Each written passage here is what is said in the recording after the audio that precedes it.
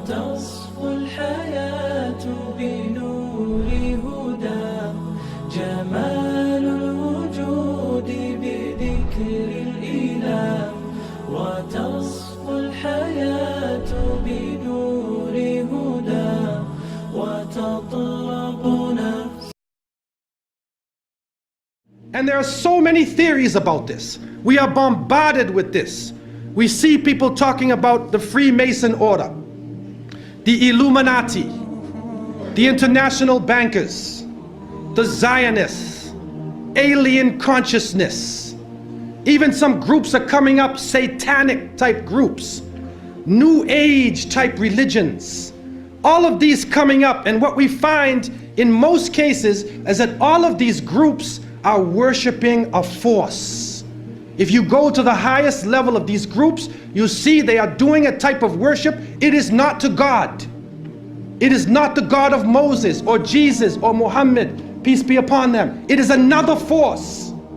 And they are worshiping this force. They are seeking and taking strength out of this force. And nobody can say exactly what it is, but Muslims have the bottom line. And Allah has told us, قُلْ جَاءَ الْحَقُّ وَزَهَقَ الْبَاطِلِ إِنَّ الْبَاطِلَ كَانَ زَهُوقًا. The truth has come, and falsehood will vanish, because surely falsehood is a perishing, vanishing thing. The Prophet, peace be upon him, said, there would come in the end of time great liars, kadhabun, dajjalun, to the point where they are false Christs, claiming to be false prophets, would lead you astray. And they will come to you with a type of speech that you nor your parents have ever heard of before. Beware of them. Beware that they take you astray. Beware that they put you into a fitna, a trial, and a temptation. And so the Prophet, peace and blessings be upon him, did not speak from himself. And we are witnessing today, with the advent of the new technology, that human beings have the ability to send information throughout the planet simultaneously. We have the ability to witness events here in Australia that could be happening in other parts of the world. In Europe, we could witness these events. But at the same time, we can be confused simultaneously. The whole world can be lied to at once. And they have the ability to twist around, to develop, to put together images and sounds, and to develop this story, which, although it is not true, appears to be true. And you know it's not true, but you watch it as though it is true, and it affects the way you think. And so, as the Prophet, peace be upon him, said, Sadaqa Rasulullah alayhi salatu wasalam, they will come to you with a type of speech that you nor your parents have ever heard of before. You have never heard this thing before. Sadaqa Rasulullah alayhi salatu wasalam. The masses of the people become helplessly preoccupied. Their lives are now bombarded with a series of cultural events. And these cultural events start to become the most important things in their lives. The World Cup, the Major League Series, the rugby, the cricket, the hockey, the tennis, whatever the sport may be, we see whole nations coming behind sports. And the national heroes become sporting people. Even in Saudi Arabia, even in our own Muslim countries, the national heroes are now the soccer players. Who kicks the little ball inside of a net? He becomes the hero of the nation when people are dying on the ground. But yet we become preoccupied with this. And it becomes a type of indoctrination happening to us. And with the use of powerful music playing on our emotions, with videos now being taken to the furthest extremes in the planet, people's thinking processes are changing.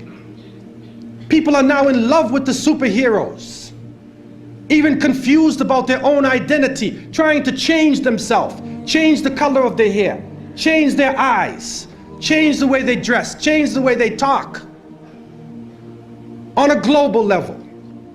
And then we see drug addiction reaching a point that humanity has never seen before. And after traveling to over 36 countries, looking at the Muslims and being with them, I have found that in all of the communities that the young people are being confused with drugs. It is pouring into our countries. No matter what form it takes, cocaine, LSD, psychedelic, depressants, put you up, put you down, confuse you, but create a false world and give you a false dependence so that you become dependent on the chemical. You forget about Allah. Your God becomes the pusher. Your God becomes the chemical. And so creating this dependency amongst the masses of the people. And then we see lethal social diseases being spread. And it is said that in Southern Africa, and Allah knows best what this really is, but they say that in some parts of Southern Africa, 1 out of every 4 people is HIV positive. Then we see the planet malfunctioning. We're supposed to be rising in technology. Our life is supposed to be getting better, but the very planet that is created in order to serve us is malfunctioning. The air is becoming polluted. The water is becoming polluted. The animals are dying. They are cutting down the rainforests. They are destroying forms of life. And now we are getting strange forms of cancer.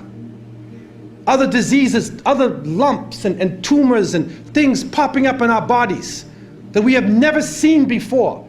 And it is happening all over the planet. The world changes. Those who are connected to the electronic technology are put into a state of fear.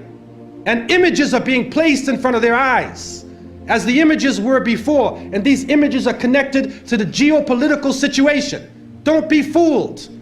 And we, the innocent people, trying to look at the world and trying to understand what is going on, we see everything is moving toward one world state, one world police force, one world bank, and one world unelected elite that rules over us not based upon the will of the people or democracy, but rules over because of control of the bank, control of the economy and the flow of the money, which is changing every day, changing from gold and silver to paper to plastic. And now they are trying out chips.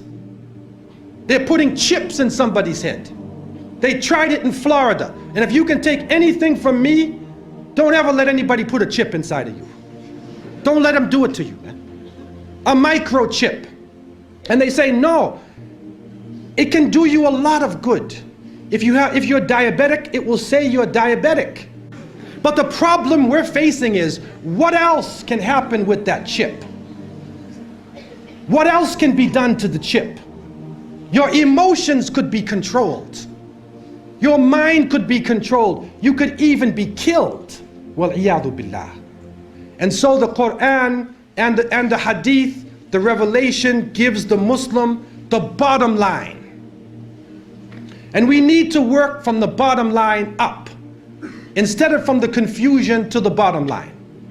And when we go to the bottom line, we find that the Quran talks about in the beginning of time, when Allah subhanahu wa ta'ala had created the creations, and then He created Adam alayhi salam. And He turned to His angels, and amongst the angels was a jinni named Iblis. May Allah protect us from him. There was a jinni amongst them who was so pious and so knowledgeable, he was given a place with the angels. The angels could not disobey Allah. And so Allah told them in the oft repeated verses, Usjudu li Adam fasajadu illa Iblis. He told them, bow down to Adam, and all of them bow down except Iblis. And Surah Al-Kahf told us, Kana min al-jinn. He was jinni. He was not a fallen angel.